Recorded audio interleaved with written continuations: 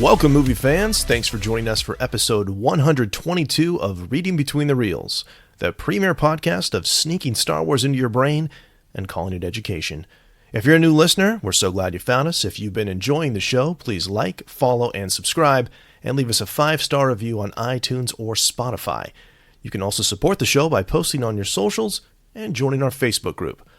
I'm Craig Dickinson, and today on the show, we're kicking off a series of Star Wars conversations because, of course we are, with a little help from my English classes.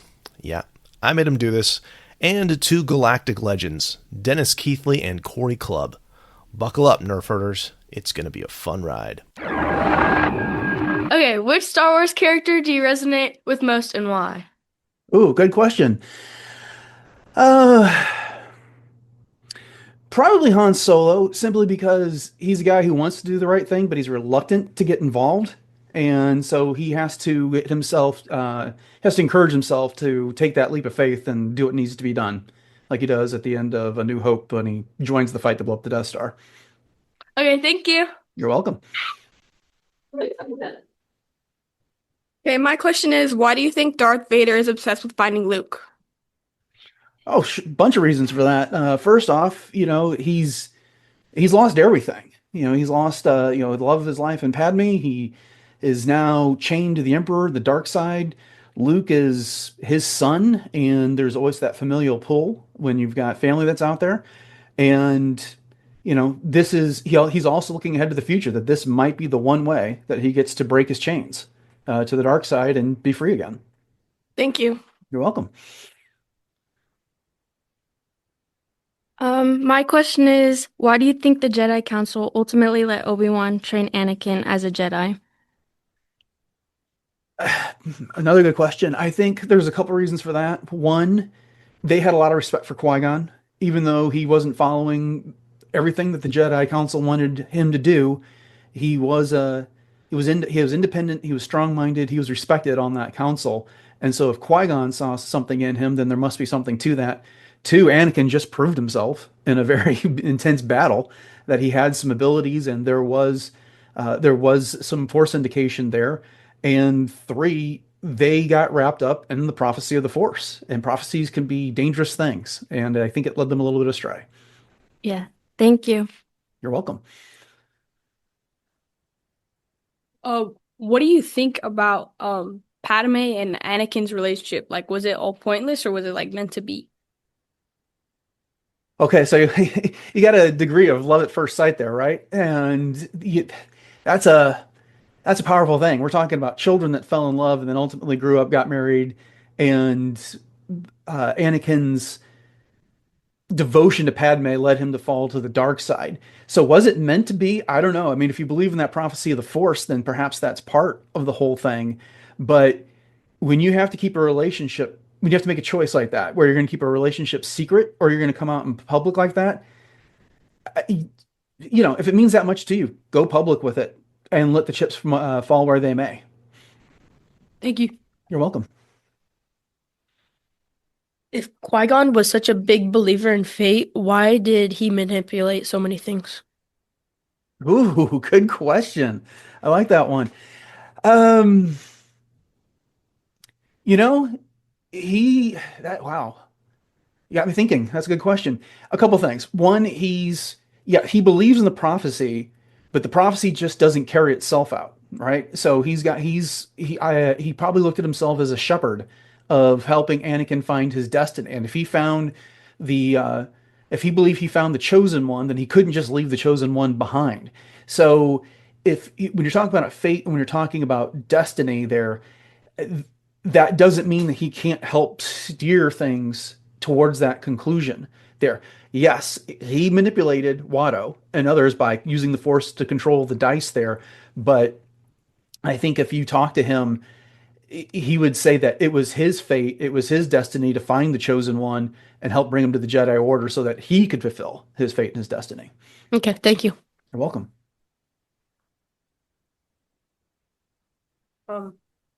When Anakin destroys the droid control ship, was it luck or the Force?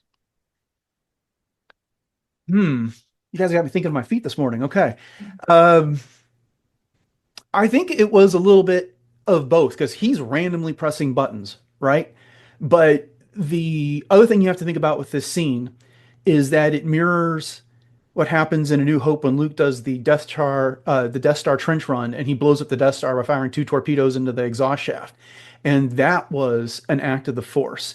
And if George Lucas likes to tell us that these things tend to rhyme across the movies, with that context, I think we have to look as it maybe the Force guided him a bit there when it came down to it. But what do you think on that? That's a good question. Yeah, I think it was the Force too. Okay, all right, Maggie. you're welcome. Do you think Darth Vader could have survived? I think he could have. He took much less Force lightning than Luke, and he was able to survive being burned alive just based of the Force and hate. So is your suggestion then that he didn't want to survive? I think he let himself die. I think you might be right because what was the future for him at that point? I He's mean, yeah. Yeah, I mean, he's a villain. He's reviled throughout the galaxy. And where was he going to find home? He would have, despite the fact that redemption does not mean forgiveness, right? I mean, if he may have been redeemed to the light side of the Force, but that doesn't mean everyone in the galaxy was going to forgive him for everything he did, for all the people he killed, for the genocides he helped perpetuate there. He did what needed to be done. He brought balance to the Force, and I think there's something to that. I think he probably let himself go, and he probably had an opportunity to do more there. I think that's a good point.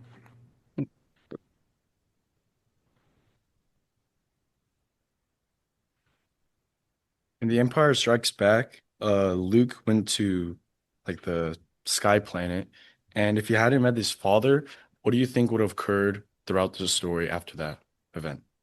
Good what if. Good what if. Well, ultimately, he would have continued to train on Dagobah, and he would become more powerful in the Force there. And ultimately, he would have had some sort of confrontation with Darth Vader. That was the whole point of all this, was that Obi-Wan and Yoda wanted to train him so that he would become powerful enough to confront Vader. And I think it just prolonged the inevitable of all of the reveal that Darth Vader would have ended whenever they confronted each other. If Luke couldn't feel that through that connection to the Force, Vader would have revealed it. Luke would have searched his feelings and known it to be true. But as a fully trained Jedi, maybe he would have been a little bit more capable of dealing with it in that moment and been able to do more to turn Vader there on the spot. But what do you think about that? Uh, I wasn't expecting them to twist it on me. It's okay. No, it's a good what if, right? I mean, I'd love to have that answer. They've done a series of Star Wars comics called Infinities where they changed one thing and then told the story from there. Not this, but I would like to see that story told by a competent storyteller. Good question. Okay, thank you. You're welcome. Um, what do you think would have happened if like the original plot to destroy the Death Star, like in The New Hope, like didn't go like as planned? Like, do you think like the rebels would have just fully lost immediately, or do you think like more of a fight would have happened after? So if the rebels fail to blow up the Death Star, then Yavin 4 gets destroyed, Mhm. likely taking Leia, General Dodonna, and several other important people there with it. However, some of the people behind the rebellion, like Mon Mothma, had already evacuated it. So maybe they try and rally the things. But I'm also thinking of the scenes in Rogue One where they had the council talking to Jen Erso, and they didn't want to even try to find the plans to the Death Star, and they determined they were finished. So maybe that would have been the final nail in the coffin. Mhm. But at the very least, there would have been some sort of an underground resistance movement rather, and Luke probably would have gone on to train a Jedi, and maybe still there is that confrontation with Darth Vader and the Emperor where he can bring it into the Sith, and the light can prevail.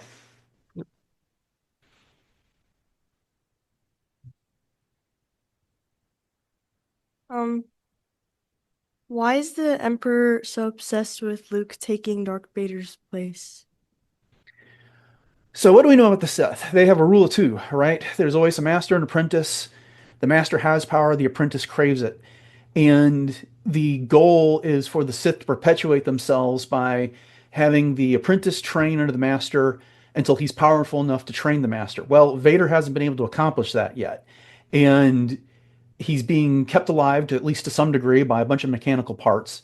Luke is his son, so he's in theory as strong as Vader is in the Force. I think the Emperor looks at this as an opportunity that he can replace one apprentice with another and further solidify his hold on the galaxy. And so yeah, he was looking to upgrade. And the other thing is he knew that Luke is a threat. And the best way to, there's three people walked into this room, the Emperor, Darth Vader, and Luke, and only two were going to leave. And so if he could upgrade his apprentice, I think that was his motivation. Oh, okay, thank you. You're welcome.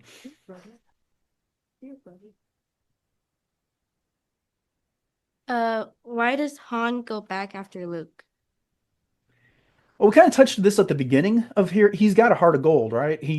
He's just he likes to give off this air that he doesn't care, that he's in it for himself, and he's been burned in the past, right? We saw what happened with Kira and Solo, that she walked away from him, and despite everything that he had done, and Leia's words and Luke's words got to him, that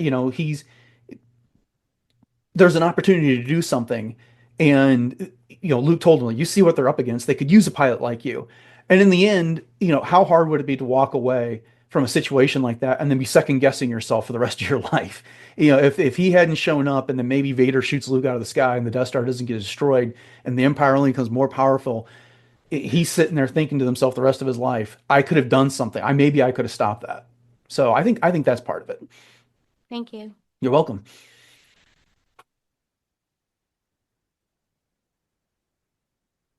Do you think if Anakin was treated more kindly by the Jedi Masters, would he have turned out different? Okay, so there's two things with that question. It's what responsibility do the Jedi have to do something different with their training when it came to Anakin, and then there's Anakin's responsibility to make the right choice in all of this. And so, yes, I think the Jedi could have been more receptive to Anakin and listened to him and maybe adjusted things. But they had rules in place for a reason. Attachments lead to the dark side, and that's what they were afraid of. And they already broke the rules once by taking him on into the Jedi Order when they shouldn't have. And so if they continue to break the rules, what's the outcome of that?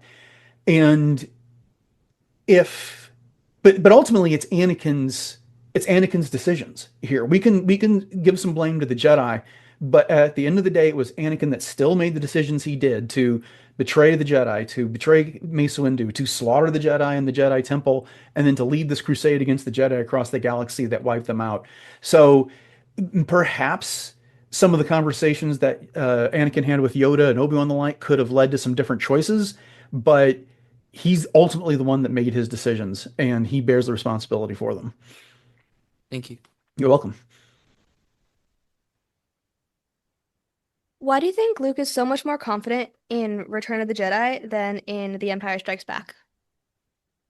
A couple of reasons. One, he's completed his training. Two, when The Empire Strikes Back, when he has that vision, he rushes off to confront Darth Vader, and this was against the advice of Obi-Wan Kenobi and Yoda. They told him he wasn't ready, and he wasn't prepared for that.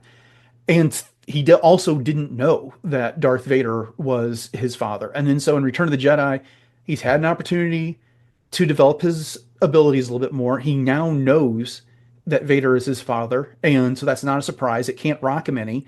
And he's more prepared to redeem Vader than he is to kill Vader. So I think he just had he was preparation, I think, is the biggest part of the confidence there. Okay, thank you. You're welcome. In Return of the Jedi, what do you think of Darth Vader's character development?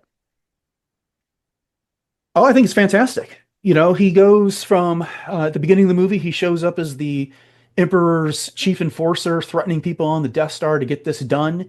And then once he's kind of shepherded the Death Star towards completion, he talks to the Emperor, and the Emperor senses that he wants to complete his search for Luke. And when he finally confronts Luke, Luke says, I know there's still good in you. Darth Vader denies it. But then Luke's resilience brings Vader around at the end of that movie. And Vader gets to see in Luke the Jedi that he used to be. And so I think it's a fantastic arc, and I think um, it expands an arc for this character that was missing from the first movie and introduced in the last third of the second movie. And George Lucas and his team did a fantastic job of developing it in the space of the third and final movie of that trilogy. Thank you. You're welcome. Do you think there are meanings behind the different colors of lightsabers, specifically the differences between the blue and green one, and also Mace Windu having a purple one? Well, Mace Windu has a purple lightsaber because that's what Samuel Jackson wanted. I think everyone's heard that story that, he asked George Lucas if he could have a purple one, and George Lucas wanted him in the movie, so he said, "Yeah, sure, do whatever you want." And then, of course, the reason why there was a green lightsaber is because it looked better against the blue sky when they were filming Return of the Jedi. The difference between blue and green, not so much. Those are both natural, warm tones, but the difference between blue and green and red, yeah, perhaps. Red is, look where Darth Vader comes from. He was born on Mustafar. It's a lava planet, and there's all kinds of mythology that comes with a place like that. And so, seeing people emerge from there with those type of colors, certainly. And but between blue, green, and purple, not so much. Maybe purple. You could say Mace Windu was walking a fine line between the light side and the dark side, and especially some of the actions he took towards the end of Revenge of the Sith. But it's a very fine distinction if there is any. Yeah, thank you. You're welcome. How do you believe the story would have changed if Jar Jar Binks hadn't been convinced to give emergency power to Chancellor Palpatine? Yeah, he really got played, didn't he? I mean, they had that whole conversation right in front of him just to make him believe that that's what Padme would have done, and she would not have at all sponsored that bill to create a Grand Army of the Republic. So if he hadn't done it, then there would have been a setback in the creation of that army because they would need a senator that is kind of a political opponent of Palpatine's to propose such a thing to get enough people on board to pass such a bill. And if they don't have that army ready, do the separatists go ahead and start invading worlds with their droids? And do they get a foothold? And does the scope of that all play out differently, where it's the Republic that ends up having to surrender and somehow Dooku's made a figurehead for this? I doubt it. I mean, Palpatine's in charge and is always going to be in charge. But I think the end goal is still the same. It is just a delay in how everything is carried out, because the whole point of that war was to subjugate the galaxy, get rid of the Jedi, and maybe the Jedi get wiped out earlier because they get stretched thinner, having to take on a war on more fronts without the support of a clone army behind them. Thank you. You're welcome.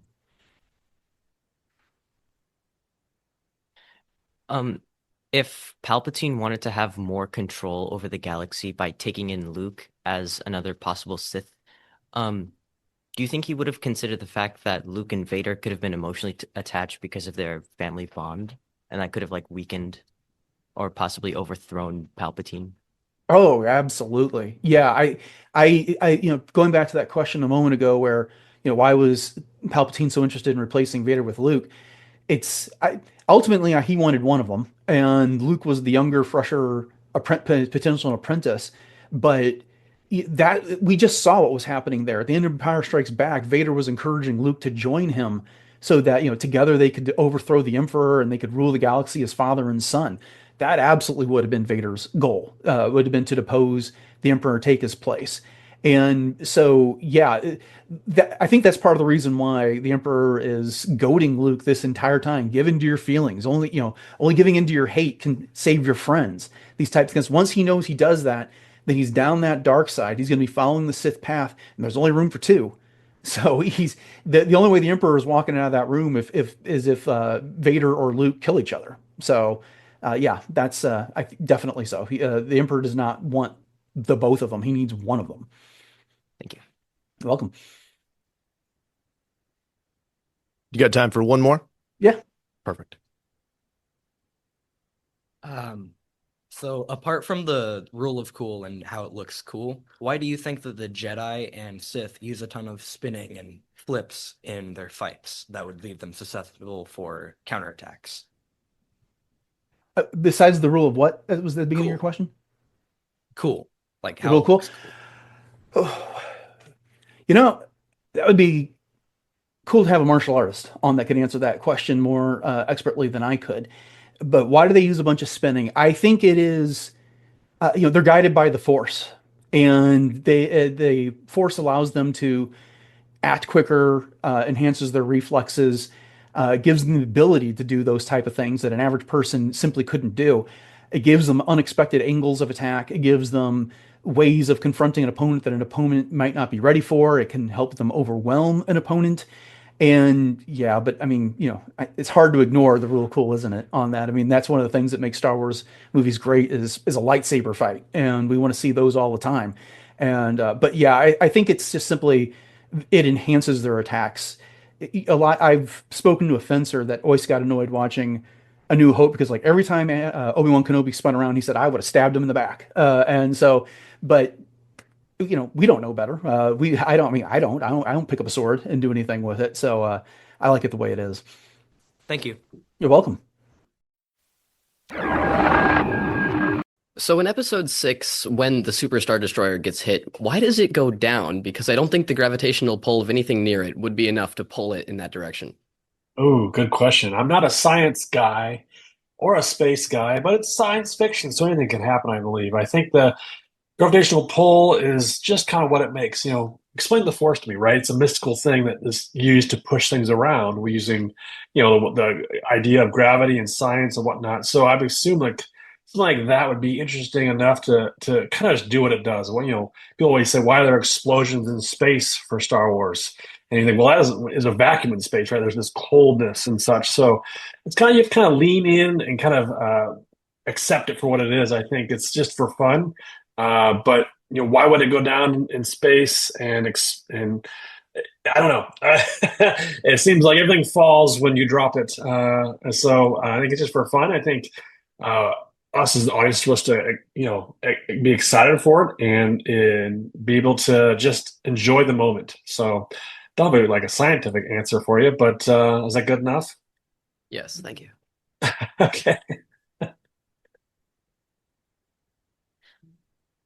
What's the significance of a lightsaber and why do they not like blasters? That's an interesting question. I like that. You guys are so good. Let's see here. So I believe it's kind of like if you were to take up a job or a career, you're going to use the tools of the trade, right? If you think you're a handyman, you're using like a hammer or a screwdriver or something like that, and you're not going to be using a stethoscope or other things that other careers might involve. And so I think that's kind of that thing, that mythos. It's your career, but also it's your path, right? And so I think it's as Obi-Wan says, it's more not as random as a blaster. He says it's it's kind of more prestige to it, and it just looks cool, right? I mean, like using a lightsaber, I think it definitely is something that's akin to them and brings out their personality and who they are, and definitely how they put together is part of the rite of passage, if you will, to kind of earn that lightsaber. And a blaster, you just pick up and just blast anything, right? So I think it's kind of the thing is like they're able to kind of mold that into who they are and their character. But what color of lightsaber would you pick? Blue. There you go. I would pick blue too. Absolutely. Great question. Thank you. Sure. Was the Chosen One prophecy real, and was Anakin the Chosen One? Yeah, that's been debated over the years, I think, as far as Star Wars goes. When the original movies came out and Return of the Jedi, if you guys have seen that yet, it's kind of Anakin is kind of a redemption arc, right? So he's the one that we realize has come back to the good side of the Force, and he's kind of seen as, bringing balance, right? There's always that balance, uneven of good and evil. And they passed that torch, I think, into the newer movies with Rey and being, who she is, kind of a lone scavenger. It's kind of like that twist of fate. The evil's coming back. How are we going to balance this out? Is Luke still worthy? Coming off of that, so I think there's all those questions put together. Is he the chosen one way back in Episode 1? I think I'm going to go with yes, because I think that's the way it was originally adapted and story written for that character, and being able to tell that story through multiple films and see him be able to become that redemption arc. The bad guy becomes the good guy in a sense. Is kind of interesting and gives us hope. That's the whole point of the movie, like the a new hope, right? So that hope, if you will, like you said, the chosen one is Darth Vader, right? Would you say that? It's true? Yeah, because he killed Palpatine. It's true. Yep, that's right. Good answer. Good question. Love it. Thank you. If you could pick one power from Star Wars, what would it be and how would you use it? One power of Star Wars. I think I've got like a ton of kids in my house, and so I want them to like clean their room. So I want them to like be able to force push their minds and like clean your room, do your chores, do your homework. I think that'd be really good instead of like scrolling reels or having fun. But I think that's what I would use in my household for sure. I get them to do the things they're supposed to be doing. Just nudge them a little bit, not necessarily make up their mind, but say, hey, do your homework, go play outside, go get some fresh air, things like that. Okay, thank you. Great question. Okay, my question is, what, in your opinion, is the significance of Padme being continuously in danger? Ooh, continuous in danger. Um, I guess I'd challenge that first off because he's in danger, but I believe in Attack the Clones, there's the part where they're all captured, and they're in that pit. They got their like all chained up, and she kind of does some rescuing. She's grabbing a blaster and taking on herself, and I don't know if she's so much in danger as she's much. I think she's waiting for the right moment and being able to look for the ability to take advantage of what she can do and can't do because she's balancing the idea of like being, a politician along with, being herself and taking matters into her own hands, what she can do, what she can't do. I think in anybody's lives, I mean, these characters, I think they're trying to wrestle with what they can do, what they can't do. And we kind of see that mirrored also in Leia, if you remember in the New Hope, where she picks a blaster up and she's blasting stormtroopers and stuff. So she's not, who's rescuing who in that situation. So it's kind of mirrored that way. I think Padme, if you look at the Clone Wars, I think even still, she is action packed and ready to pick up a blaster and do what she needs to do in the moment. And balance that too, knowing that what she does impacts the greater good of the galaxy. So I don't know if she's also like always in danger, but I'd go back and watch some of that stuff and see if there's key moments where you can pick out where she's not in danger and see, where those kind of balance out. Like, is she more in danger or less in danger, or is she taking, these options and being able to take matters into her own hands, which she can. So, Thank good you. question. Yeah. My question is, why can't the Jedi tell who Darth Sidious is?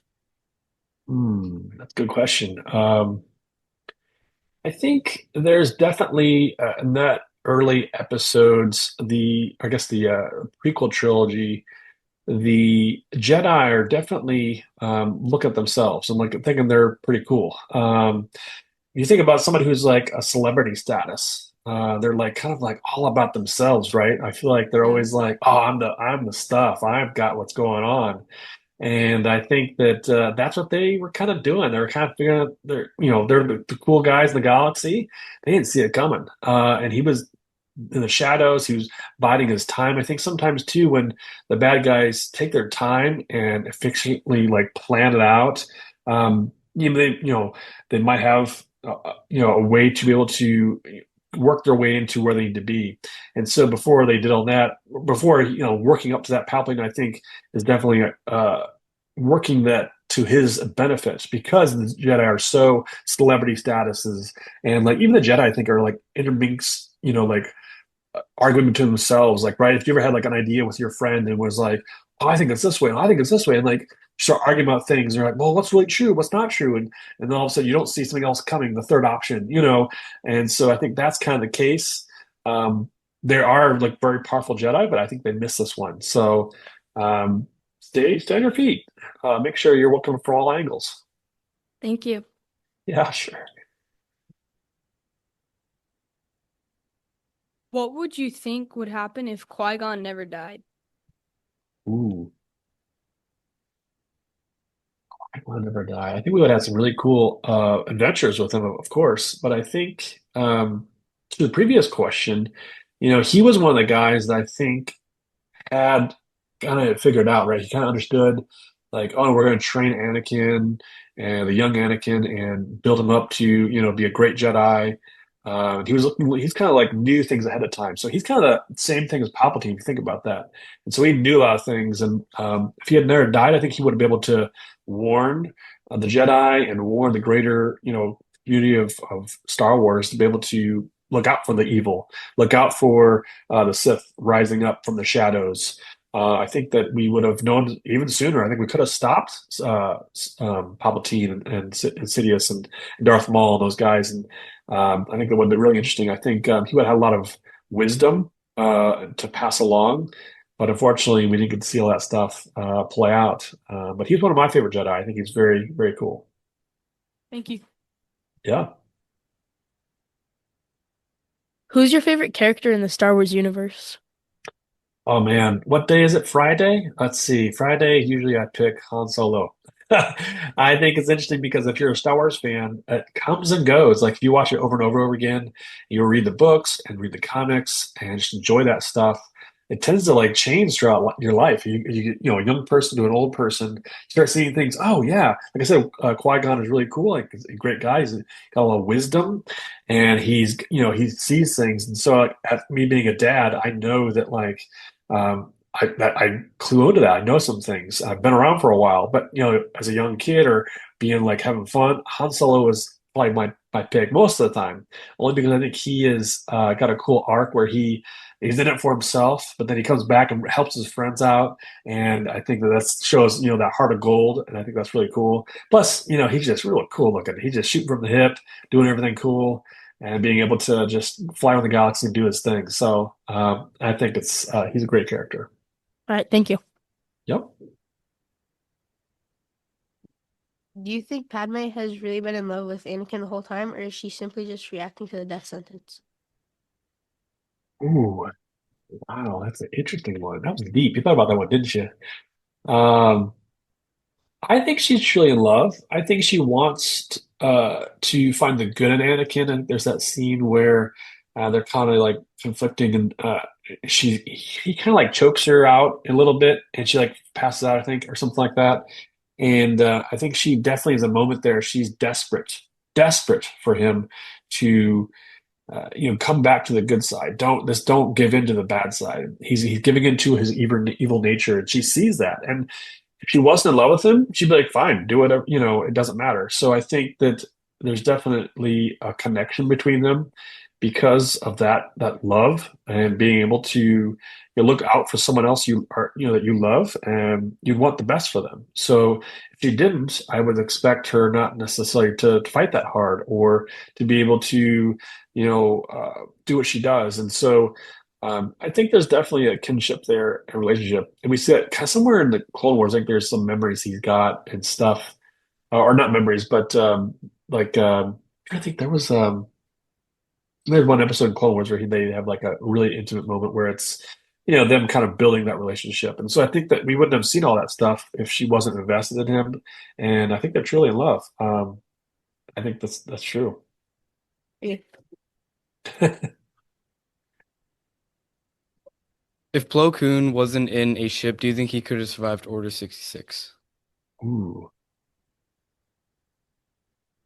Yeah, that's interesting. I think he could have survived. I think he's kind of awesome, right? I feel like he's a lot of the Clone Wars stuff, and so I feel like um, it's so hard. Like Order 66 to me is like you have to be so ready for everything and where all the Jedi are going to be. Like, how are you going to track all these guys down? And where are you going to some might be flying in ships, might be off world, some might be doing some random things, and so we get these little smatterings of things. But I think to one of the previous questions was is Sidious like what to see him coming type thing, but I feel like he was ready to execute, but not necessarily fully 100%. So I think that like Plo Koon would have survived. I think that he would have some great adventures along with trying to keep people safe. I mean, he's definitely a protector. So yeah, he would have been awesome. Thank you. Yeah. How do you think the Jedi were able to keep up with the Sith, even though the Sith were all about power and had like so many abilities? In like the prequels or just in general? Just in general, like since the Sith had so many abilities, like Palpatine with his lightning and or Count Dooku, his Yeah, lightning, and like their vast amounts of abilities compared to the Jedi, where they don't use very much, like lethal it's force. true.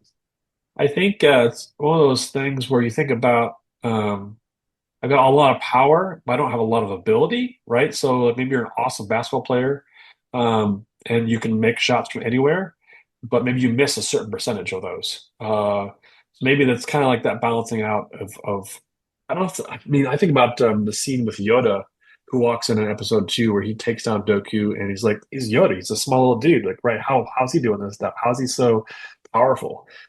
He's just one dude, one of the Jedi's, and so.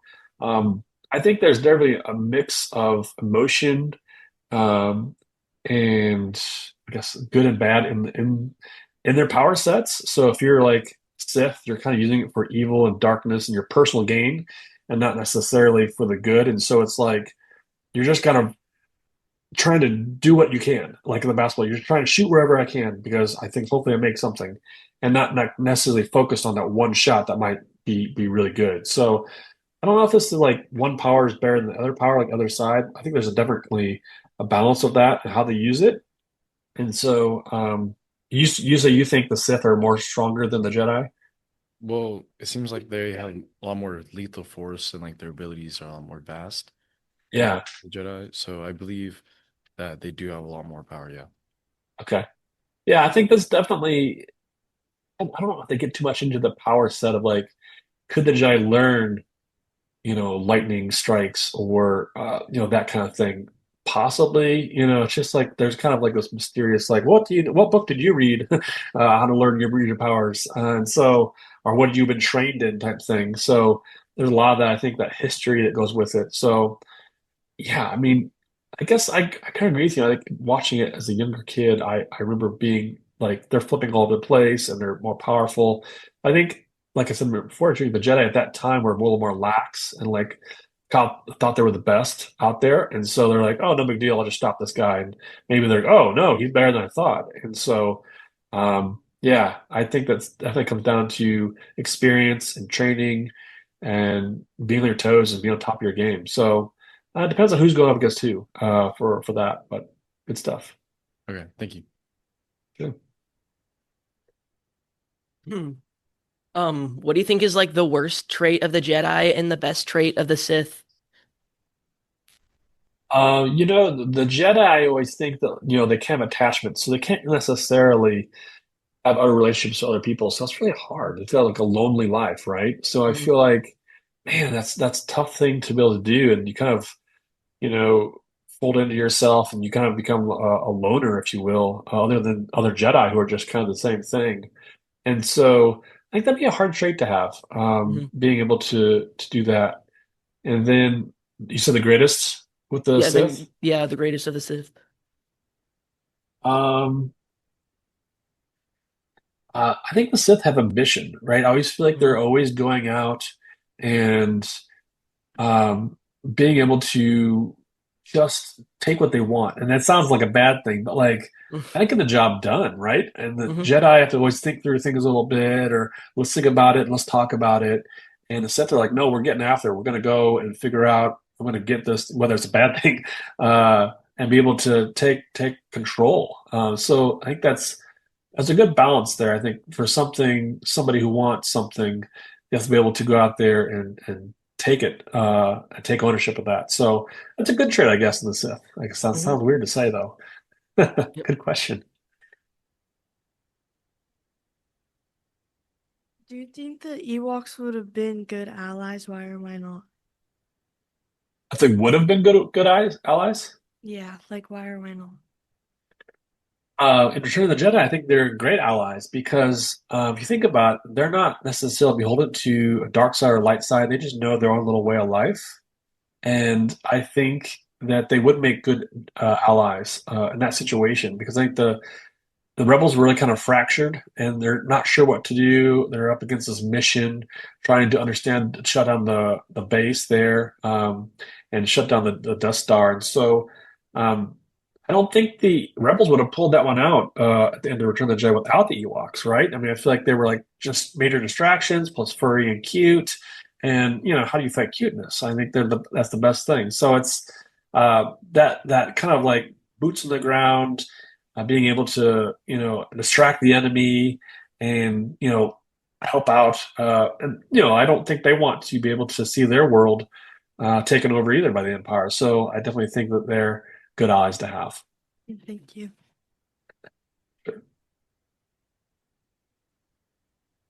Luke and Anakin both put their lives in danger to save their friends. Who do you think is braver and why? Braver. Other friends. Let's see. Anakin, I think, definitely takes a lot of risks because that's his personality, right? So I feel like he's a risk taker, and he's going to be able to do things that are a little more on the edge, I guess, if you will, because he's trying to like figure out who he is, I guess, and understand what he needs to do. Where Luke is kind of the innocent player. I think that he wants the good. He's like all good in most respects, and he's going to always help his friends out. He'll never question that. I think Anakin would question that. So who's more braver in those scenarios? I'm gonna go Luke because when you're all in with being good and making that choice, it's the harder choice to make because the odds are stacked against you sometimes. And so, yeah, I think Luke is definitely the braver one for being all in good, where Anakin is opportunity to possibly choose something bad. So, yeah, I think I'll go with Luke. Thank you. Yep. You got time for one more? Yeah, let's do it. What do you think Yoda had meant when he said the cave contains only what you take with you in The Emperor Strikes Back? Yeah, that's right. 'Cause he doesn't Luke take off his belt and kind of drop to the ground. Or no, he puts his belt on. He puts his belt on, right? So it's like I thought that as a kid. I was like, you're taking things with you to arm yourself because you're going to somewhere mysterious. And I think that's an interesting quote because in life, when we're going out to do something, we want to be prepared, but we don't know what necessarily is going to be ahead of us. And so we have to kind of rely on what we do know and our instincts and being able to trust those things rather than just a blaster at your side, maybe, is probably like what he's saying. Like, go with your gut and go with what you know, right? So it's like, forget all the tools you have in your belt and be able to go with your gut and your instincts and your heart and be able to use those things as instruments versus these worldly things or these things at your side. So we see Luke make that mistake, right? He flips on his lightsaber and he realizes no, this is kind of a mind game thing. And so yeah, I think that's interesting. So I kind of forgot about that quote, and it shows that Luke's definitely coming to his own. He's not ready to face Vader, right? He's like, so when he does take on Vader in the Cloud City, there he does fail because maybe he's trying to hold on to the things on his waist and his belt and be able to use his tools and lightsaber to physically defeat Vader and not mentally defeat Vader. Vader wins out in the end. Thank you. Yep. So as we close, we just want to say thank you so much for listening. If you'd like to connect with us, you can find us on X, Instagram, and Facebook. Email us at readingbetweenreels@gmail.com or use the SpeakPipe app on our website. If you enjoyed the show, please like, follow, subscribe, and be sure to leave us a 5-star review on iTunes or Spotify. This helps the show tremendously and absolutely helps us reach more people. And one last thing before we vanish like Obi-Wan at a family reunion, our next episode continues our Star Wars series, this time featuring the always insightful Tom Gross and the rockstar rebel himself, Din from F-105. Trust us, you won't want to miss this one. It's got all the feels and the fan service.